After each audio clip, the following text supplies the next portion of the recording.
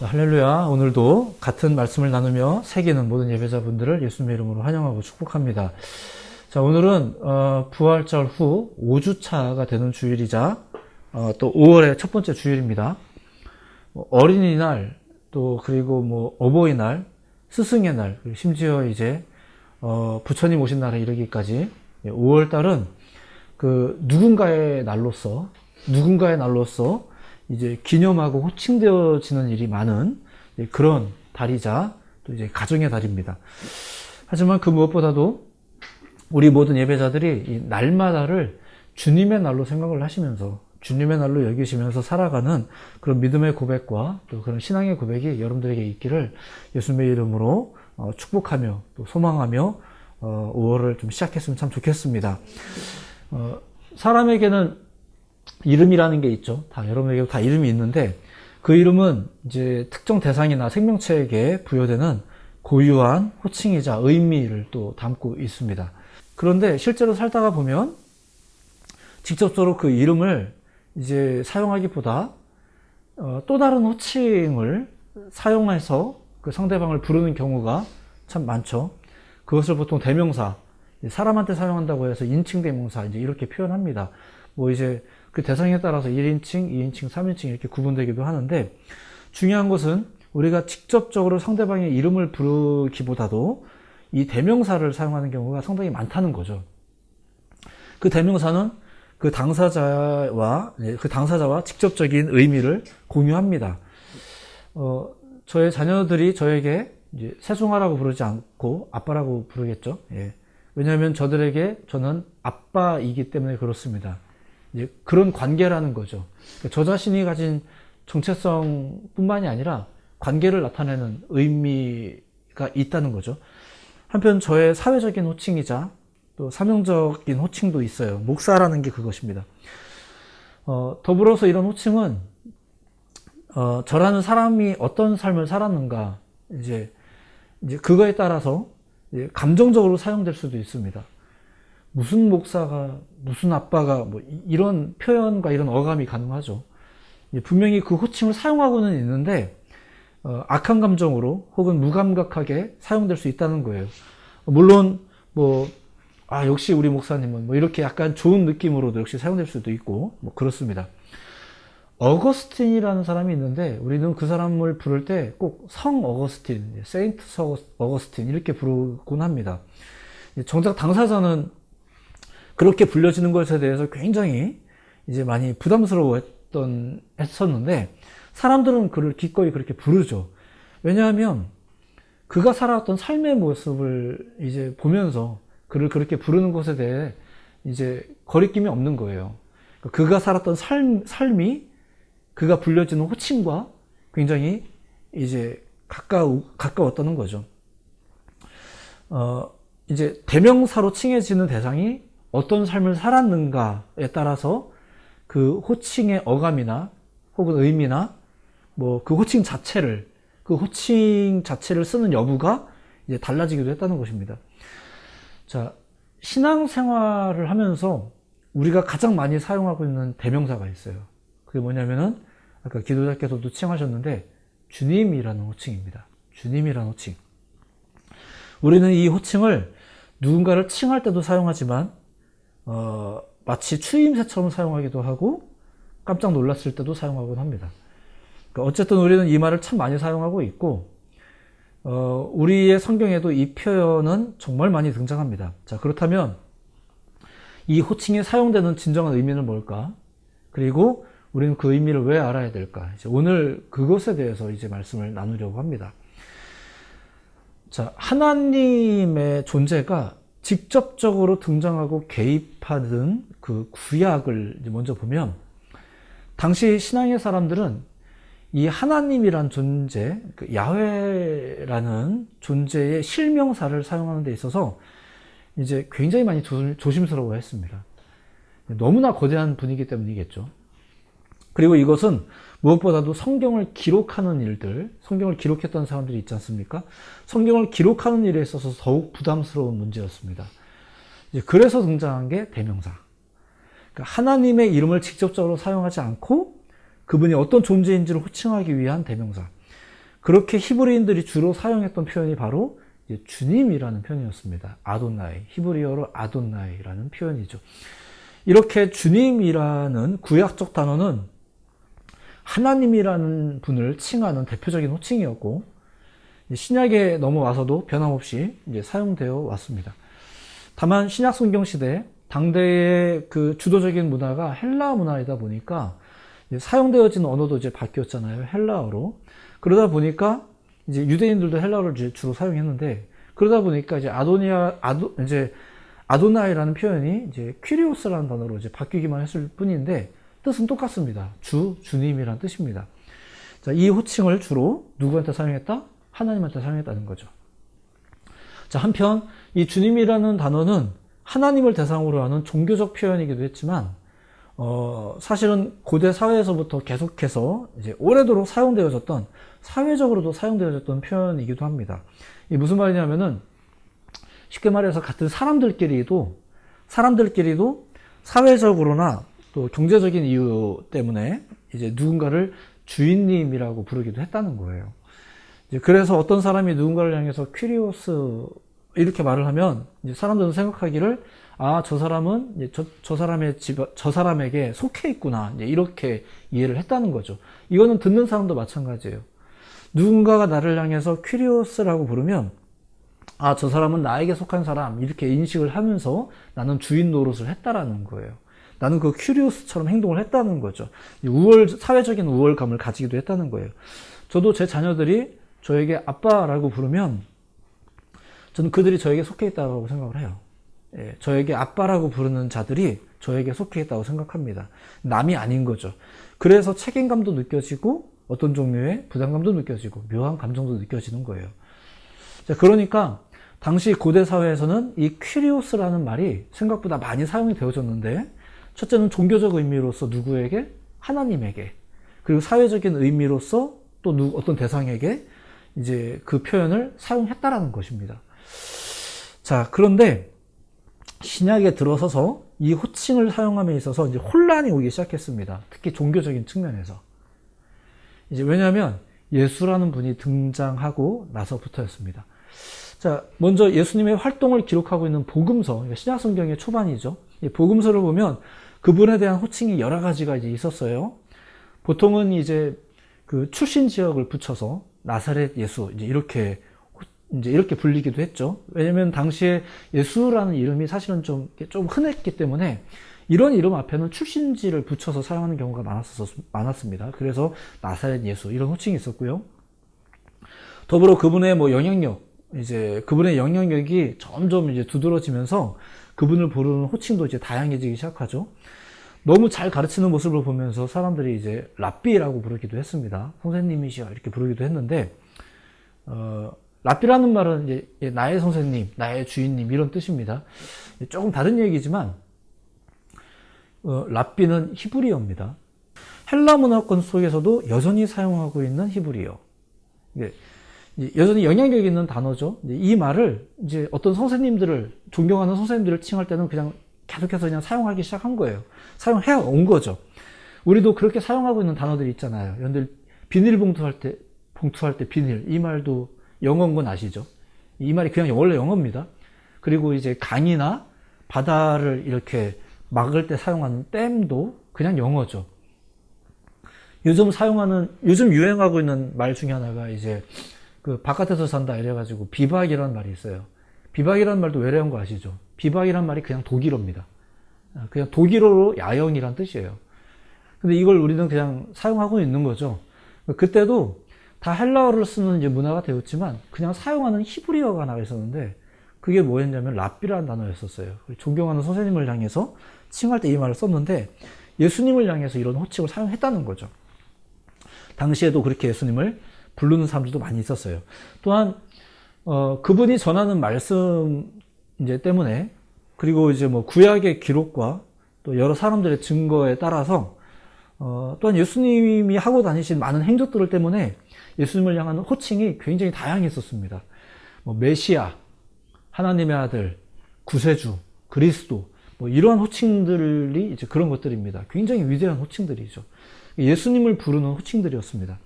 자, 그런데 예수님이 사역하시던 그 시기에서부터 어떤 이들은 예수님을 주님이라고 부르기 시작했어요. 자, 이게 사실 이제 적잖은 문제를 일으켰어요. 앞서 이야기했지만 당시 사람들은 본래 이 주님이라는 호칭을 누구한테 사용했다고요? 하나님에게만 사용했는데 이거를 이 30대 누군가에게, 젊은 지도자에게, 영향력 있는 지도자죠. 이것도 사회적 지도자는 아니고요. 그냥 영향력 있는 지도자인데 이분을 향해서 주님이란 단어를 사용했다는 게 굉장히 놀라운 일이죠. 이걸 보면서 당시에 바리새인들 같은 사람들이 얼마나 거슬렸겠습니까? 그죠? 그분도 거슬리지만 그분을 향해서 이런 호칭들이 막 남발되어지는 게 얼마나 이 꽉 막힌 사람들한테, 굉장히 진지한 사람들에게 얼마나 심각한 문제였겠어요. 하지만 어쨌거나 복음서 시대가 진행되면서부터 점차 어떤 사람들은 예수님을 향해서 이렇게 부르기 시작했다는 거죠. 자, 마가복음 12장 같은 경우에 보면 이제 예수님이 하시는 말씀이 있어요. 이제 다윗이 했던 말을 인용하고 있는 건데, 예수님이 구약 성경에 등장하고 있는 다윗의 말을 인용하는 장면이 나와요. 들려드릴 테니까 한번 들어보세요. 다윗이 성령에 감동되어 친히 말하되 주께서 내 주께 이르시되 내가 내 원수를 내 발 아래에 둘 때까지 내 우편에 앉았으라 하셨도다 하였느니라. 이게 구약에 나와 있는 다윗의 말을 인용해서 이제 자신에 대한 이야기를 사실 하고 계신 거예요. 근데 여기에서 주께서 내 주께 이르시되라는 표현이 히브리어에서도 그랬지만 이제 이 인용되어지고 있는 70인역이라는 책인데 이 70인역은 헬라어로 쓰여져 있습니다. 근데 거기에 보면 똑같은 단어로 이 두 대상이 불려지고 있다는 거예요. 퀴리오스가 퀴리오스에게 이렇게 나와 있어요. 그러니까 하나님도 퀴리오스라고 칭하고 예수님도 퀴리오스라고 칭한 거죠. 이것이 당대 생각보다 큰 혼란의 이유였고 문제였습니다. 예수님을 주님으로 인정하지 않는 자들에게 이런 마가복음의 기록 방식은 누군가에게 엄청나게 거슬렸겠죠. 자, 신약 성경 전체를 볼 때 하나님이라는 이름이 1318회 등장한다고 합니다. 그리고 예수님이라는 이름은 919회. 자, 신약에 하나님이라는 이름이 이렇게 많이 사용된 걸 보면 확실히 구약보다는 조금 느슨해진 것 같긴 합니다. 이제 어쨌거나 좀 편안하게 사용하기 시작한 것 같아요. 그리고 예수님의 이름이 919회. 그리고 그 다음으로 가장 많이 등장하는 표현이 주님이라는 단어인데 이게 자그마치 719회 사용되었다고 해요. 근데 문제는 이 주님이라는 단어가 하나님과 예수님을 막 혼용해서 사용을 했다는 거죠. 자, 그런데 그리고 이렇게 문제를 야기한 것이 바로 예수님이죠. 이제 하나님은 아니잖아요. 하나님은 본래 그렇게 불려졌으니까. 예수님이라는 이름 때문에 이렇게 복잡한 시대가 열린 거예요. 자, 그런데 더 나아가 문제는 이거예요. 이 쓰임새가 점차 그 비중이 바뀌기 시작했다는 거죠. 앞서 말했듯이 원래는 그것을 누구에게? 하나님에게 사용됐던 건데 예수님에 관련된 모든 사건 이후, 예수님과 관련된 모든 사건 이후 그분이 살았고 죽었고 심지어 부활하셨고 그분과 관련된 모든 사건 이후 그리고 부활을 믿는 교회 시대가 열려지면서 이 호칭의 주인이 완전히 바뀌게 되었다는 거예요. 그것을 가장 잘 나타내주는 게 바로 사도 바울이라는 사람입니다. 오늘날 많은 신앙인들이 잘 알고 있듯이 사도 바울의 그 기독론, 바울의 기독론, 그러니까 이제 예수님을 중심으로 하는 신앙과 신학을 가장 잘 정립한 사람, 이제 그게 이제 우리가 사도 바울이라고 이제 믿고 있고 여기고 있죠. 바울 역시 주라는 호칭이 하나님을 지칭하는 칭호였다는 것을 잘 알고 있었습니다. 그래서 자기도 그 구약 성경을 인용할 때 등장하는 하나님은 이제 주님이라고 표현했어요. 똑같이 그렇게 했죠. 그런데 이제 특히 데살로니가 전서 같은 책을 보면 바울은 하나님이라는 호칭과 주라는 호칭을 아주 의도적으로 구분해서 사용합니다. 자그마치 하나님이라는 표현은 36회 그리고 주라는 표현을 24회나 사용하는데 데살로니가 전서라는 책의 그 분량을 생각해 본다면 굉장히 많이 사용되어지는 분량이고 굉장히 의도적으로 구분하여서 사용하고 있는 분량이에요. 사용하고 있는 표현이죠. 근데 중요한 건 이 하나님과 주가 서로 다른 대상이라는 거예요. 이게 굉장히 중요한 거예요. 서로 다른 대상을 향해서 이 표현을 사용하고 있고 이 주라는 단어를 누구에게 적용하고 있다고요? 예수님에게 적용하고 있다는 거죠. 이것은 하나님과 예수님을 동시에 언급할 때 더욱 두드러지게 나타나는 현상입니다. 그것이 바울의 기독론이고 오늘날까지 우리 신앙의 근간이 되기 때문에 우리는 그걸 좀 볼 필요가 있어요. 몇 가지만 좀 소개해 드리려고 합니다. 하나님과 예수님을 동시에 언급하는 경우입니다. 자, 데살로니가 전서 1장 1절 함께 보도록 하겠습니다. 같이 읽어봅니다. 시작. 바울과 실로아노와 디모데는 하나님 아버지와 주 예수 그리스도 안에 있는 데살로니가인의 교회에 편지하노니 은혜와 평강이 너에게 있을지어다. 아멘. 3절도 보겠습니다. 시작. 너희의 믿음의 역사와 사랑의 수고와 우리 주 예수 그리스도에 대한 소망의 인내를 우리 하나님 아버지 앞에서 끊임없이 기억함이니. 찾으실 수 있는지 모르겠습니다. 자, 3장도 한번 볼게요. 자, 3장 11절 같이 읽어볼게요. 시작. 하나님 우리 아버지와 우리 주 예수는 우리 길을 너희에게로 갈 수 있게 하시오며. 자, 13절도 읽어볼게요. 시작. 너희 마음을 굳건하게 하시고 우리 주 예수께서 그의 모든 성도와 함께 강림하실 때에 하나님 우리 아버지 앞에서 거룩함에 흠이 없게 하시기를 원하노라. 아멘. 자, 바울이 의도적으로 사용하는 호칭이 보이십니까? 하나님을 뭐라고 호칭하고 있어요? 우리 아버지. 아버지. 자, 그리고 예수님은 이제 뭐라고 표현하고 있죠? 주님. 예, 맞아요. 이거는 바울이 아주 의도적으로 사용하고 있는 거죠. 이러한 그의 신념이 다른 바울 서신에서도 많이 확인이 됩니다. 갈라디아서 4장 6절에 보면, 이건 읽어만 드릴게요. 너희가 아들임으로 하나님이 그 아들의 영을 우리 마음 가운데 보내사 아빠, 아버지라 부르게 하셨느니라. 이제 자신을 그렇게 부르라는 거죠. 자신을 뭐라고 부르라고요? 아빠, 아버지라고.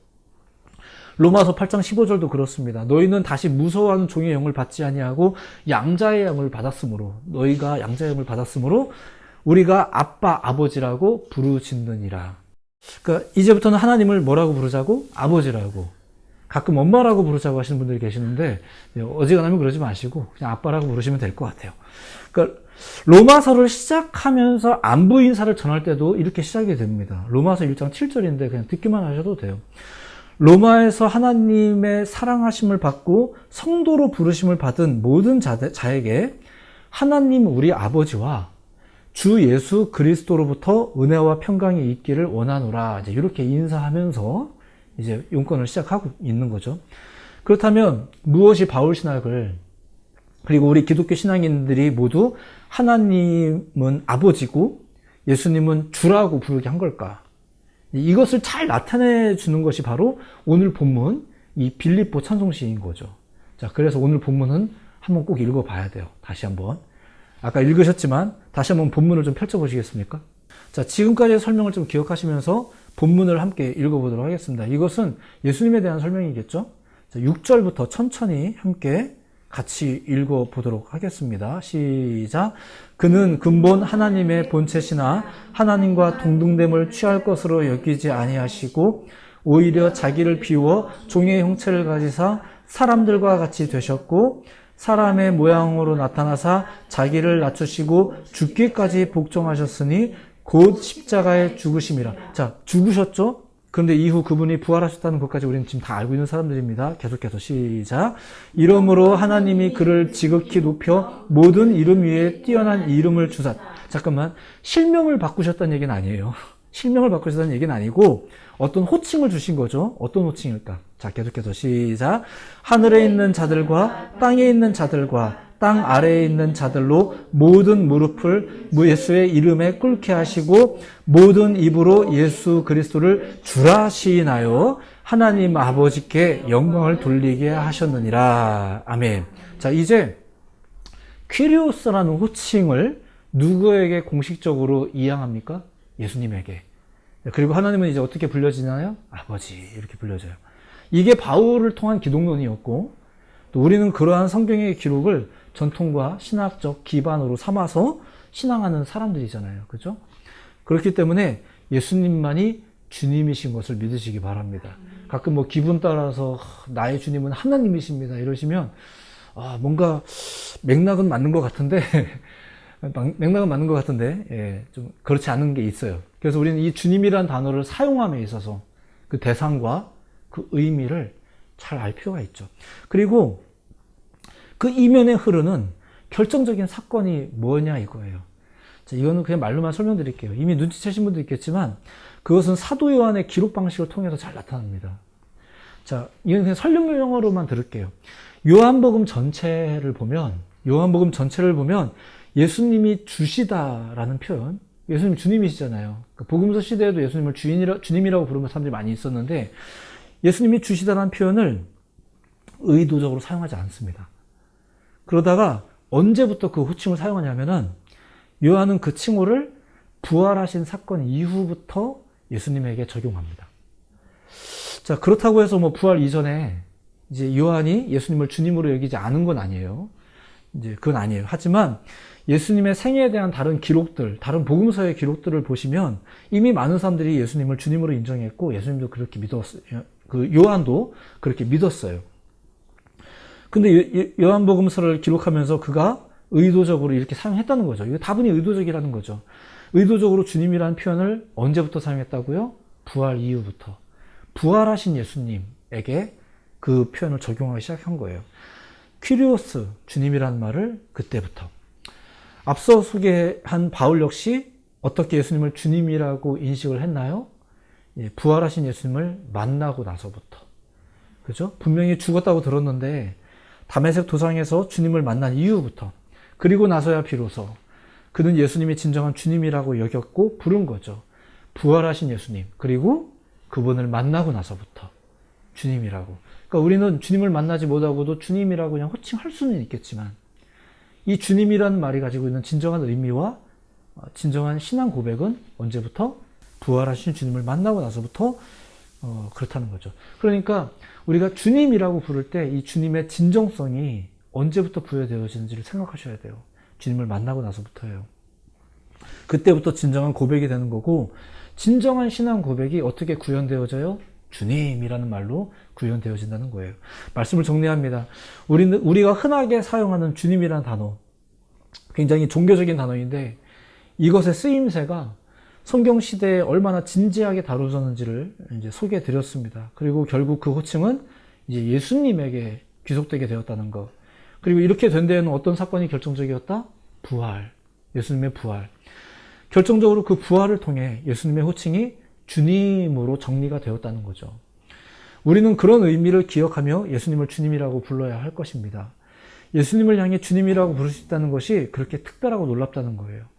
그분이 우리 삶에서 진정으로 주님이라고 불려지게 될 때, 우리가 그분을 정말로 주인으로 인정하고 고백할 때 우리의 삶은, 우리의 나날은, 우리의 5월은 이제 모두 주님의 것인 겁니다. 신약시대의 주요 인물들은 부활로 인해서 진정한 주님은 예수님이시다라는 것을 이제 고백하게 됐어요. 호칭 정리를 하게 된 거죠. 호칭 정리를 하게 된 거예요. 하나님을 무시했냐? 그건 아니에요. 그건 아닌데, 진정한 주님은 이제부터 누구다? 예수님이다. 하나님은 이 모든 일을 계획하신, 우리를 사랑하시는 우리의 진정한 아버지시다. 아빠 아버지시다. 호칭 정리를 하는 거죠. 오늘날 우리는 어떻습니까? 제대로 예수님을 부르며 살아가고 있습니까? 주님이라는 말을 그냥 호칭으로서 부르고 있습니까? 아니면 진정한 신앙 고백으로서 부르고 있습니까? 라는 거죠. 사실 우리가 뭐라고 부르든 주님의 실존은 변하지 않을 겁니다. 그분은 여전히 주님이실 것입니다. 다만 우리가 뭐라고 불러야 할지 그것을 명확히 확립하고 고백할 수는 있어야 되겠죠. 그래서 오늘 말씀을 통해서 이 호칭이 누구에게 귀속되었는지, 그 의미가 무엇이었는지, 그리고 뭐 때문에 그렇게 부르기 시작했는지, 그리고 무엇을 믿는 자들이 그분을 참으로 주님이라고 부를 수 있는지, 이런 것들을 간단하게 소개를 해드린 것입니다. 호칭으로서가 아니라 고백으로서. 왜 주님이신지를 반드시 기억하시면서 부활 이후를 살고 있는 우리가 더욱더 지금 이 시기에 이 호칭을 좀 더 정확하게 확고하게 정립할 필요가 있다고 여겨지기에 이런 말씀을 나누고 있습니다. 예수님이 우리의 진정한 주님이심을 믿으시며 한 날 한 날을 살아가시는 여러분들 모두가 되기를 예수님의 이름으로 축복해 드립니다. 기도하겠습니다.